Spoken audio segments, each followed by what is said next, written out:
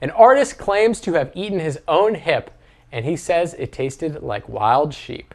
So this is really a self-serving art project.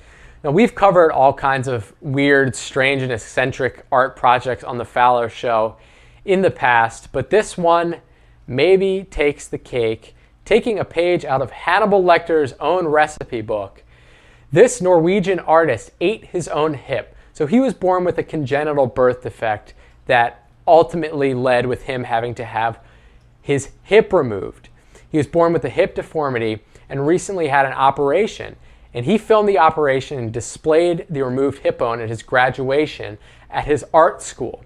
And at the show, he also said that he consumed some of the flesh attached to his bone.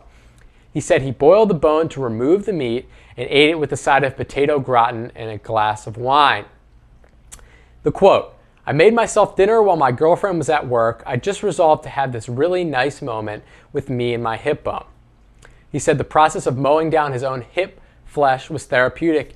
And maybe it was, it's a way of him to reconcile the fact that he's had these birth defects for his entire life and his hip has never worked the way he wanted it to.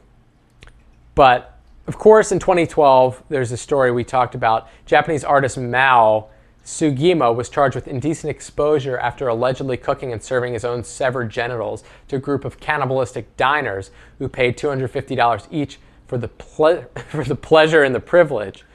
And he described the dish that he served up similar to wild sheep. So this is an interesting one, folks.